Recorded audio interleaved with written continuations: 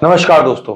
जब हम last Thursday को हमने बात की थी, तो उसके बाद भी हमने एक वीडियो डाला था। हमने कहा था कि मार्केट में गिरावट हो सकती है। हम सप्लाई जोन के पास बैठे हैं, तो वहां से गिरना बहुत आसान होता है। उसी की वजह से कोई वजह भी नहीं होगी तो भी गिर सकता है, और वही आज आपको देखने को मिला।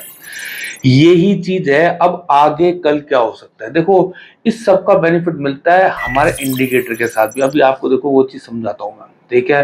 चार्ट पे चलते हैं, चार्ट बताते हैं। देखो सिंपल सी बात है, आज की तारीख में आपके पास देखो, आपको पता हो कि कहां से मार्केट गिर सकता है, कहां से क्या हो सकता है। देखो तो वो सारी चीजें आपको यहाँ पता लग जाएगी। सारी चीजें आपको यहाँ पता लग रही है कि मार्केट कहाँ से गिर सकता है, कहाँ से चल सकता है, कहाँ सप्लाई जोन है, कहाँ बेकार कैंडल है, कौन सी एक्साइटिंग कैंडल है, किस ट्रेड स्कोर क्या है, किस लेवल पे कितना अच्छा डिमांड जोन है कि मैं यार इस पे बाय करूं, या सप्लाई जोन है कि मैं इस पे सेल करूं। ये सारी चीजें आपको दिख रही है। शानदार चीज आपके लिए, ठीक है। अच्छा ये तो बात आई। अब हम बात करते हैं क्या लगता है कल मार्केट के लिए। देखो निफ्टी की प्रॉब्लम ये आ रही है। निफ्टी ये वाला जो लेवल है, ये वाला जो लेवल है, मैं बाय हेड बना देता हूं एक बार, ठीक है ना। ये वाला जो लेवल है, इस गैप के साथ ये पूरा जो लेवल है ना, इसको क्रॉस नहीं कर पा रहा है, ठीक है। इसको क्रॉस निफ्टी कर नहीं पा रहा है, ठीक है ना। इस वजह से यहाँ पे जैसे आ रहे हो, साथ में ये 100 EMA जो हमने कल बात की थी, वो 100 EMA ये भी हमें ऊपर नहीं जाने दे रही है। ये जो 100 EMA है, ये भी हमें ऊपर नहीं जाने दे रही है। अब ये देखना है कि क्या हम यहाँ तक से चलते हैं, या हम ये इस डिमांड जोन तक आके चलते हैं, ठीक है ना। क्या हम इस डिमांड जोन तक आके चलते हैं। हम एक काम करते हैं, एक बार सारे पेन्स को इसको हटा देते हैं, ठीक है। ये जिस पे हम पहले वेट कर रहे थे 23,600, हम यहां तक चलते हैं।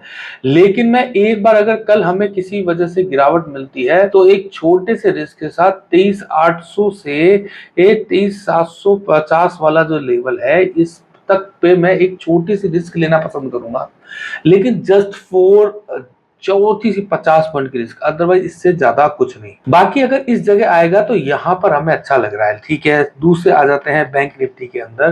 बैंक निफ्टी के अंदर आप सिंपल आओगे तो देखो, बैंक निफ्टी में अगर बैंक निफ्टी के अंदर अगर हम बात कर रहे हैं, तो आप देखो कि ये इसमें जगह बहुत है। इसमें एक ये सप्लाई जोन था, देखो ये सप्लाई जोन था, ये वाला, ठीक है। जिस सप्लाई जोन को मैंने पहले भी पिछले लास्ट वीडियो में भी डिस्कस किया था, उससे पहले में भी डिस्कस किया था कि ये जो सप्लाई जोन है, इसको पार करना मुश्किल होगा।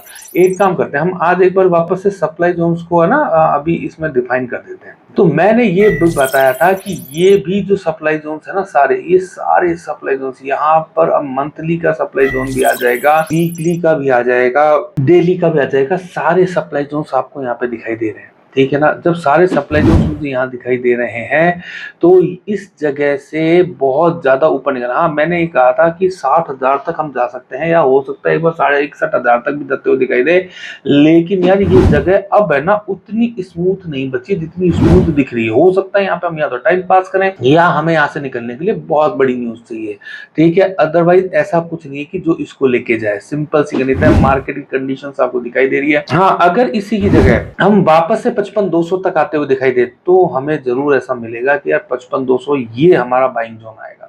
इससे पहले कुछ नहीं आ रहा है, सिंपल गणित चल रही है। बाकी कि अगर हम इंटरनेशनल मार्केट्स वगैरह देख रहे हैं, तो उसकी क्या सिचुएशन है वो समझे, तो हम देखें कि अगर हम सिंपल देखें कि नैस्डैक और डाउ को देखें, तो ये आज अभी तो तेज है, कल अच्छी गिरावट के साथ बंद हुए थे, और तो ये भी एक प्रॉब्लमेटिक, मतलब ज्यादा प्रॉब्लमेटिक है नहीं, बाकी ऑलमोस्ट सब नेगेटिव से ही है, ठीक है ना, कुछ खास नहीं है। दूसरी एक जो प्रॉब्लम है, ब्रांड है वो नीचे नहीं आ रहा है, तो वो अपनी जगह ठीक है, मतलब लेकिन ठीक ठाक सिचुएशन है ना, कुछ खास प्रॉब्लमेटिक है नहीं। तो डॉलर इंडेक्स थोड़ा कमजोर हो रहा है, यूएसडी है ना आज भी थोड़ा सा कमजोर हुआ है। तो ओवरऑल हमें कुछ बहुत ज्यादा क्यूज बाहर से नहीं मिल रहे हैं, क्रूड से नहीं मिल रहे हैं, डॉलर इंडेक्स से नहीं मिल रहे हैं। सिर्फ और सिर्फ हमें जब इस समय रिलाय करना है, या तो हम निफ्टी के प्योरली चार्ट्स पे देखेंगे, या बैंक निफ्टी के चार्ट पे देखेंगे।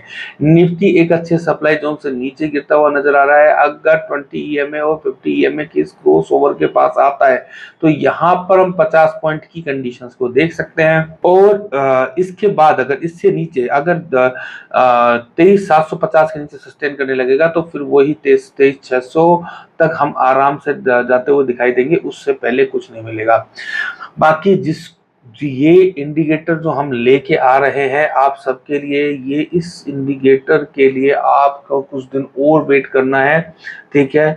हाँ, जो हमारा एक फ्री इंडिकेटर है, ठीक है, ये वाला नहीं जो अभी दिख रहा है यहाँ पे, इसमें तो बहुत कुछ है, बहुत सारे फीचर्स हैं, लेकिन इसमें automatic demand and supply plot हो जाते हैं। अगर उस इंडिकेटर को चाहिए तो डिस्क्रिप्शन में आपको एक फॉर्म दिया हुआ है, उस फॉर्म को भरें, उसको भरेंगे तो आपको वो सब कुछ वो फ्री ऑफ कॉस्ट मिल जाएगा, उसकी कोई दिक्कत नहीं है, ठीक है। और साथ में एक हमारा 12 तारीख को वेबिनार आ रहा है जिसमें हम बताएंगे कि डिमांड एंड सप्लाई को कैसे यूज करा जाता है, कैसे इंडिकेटर्स को यूज किया जाता है, और डिमांड एंड सप्लाई बाकी सबसे बेटर क्यों है, क्यों हम डिमांड एंड सप्लाई यूज कर रहे हैं, है ना। तो ये सब चीज आपको बताई जाएगी, ठीक है। तो बाकी आपको हमारे वीडियो कैसे लगते हैं, लाइक करें, शेयर करें, सब्सक्राइब करें, कमेंट तो जरूर करें।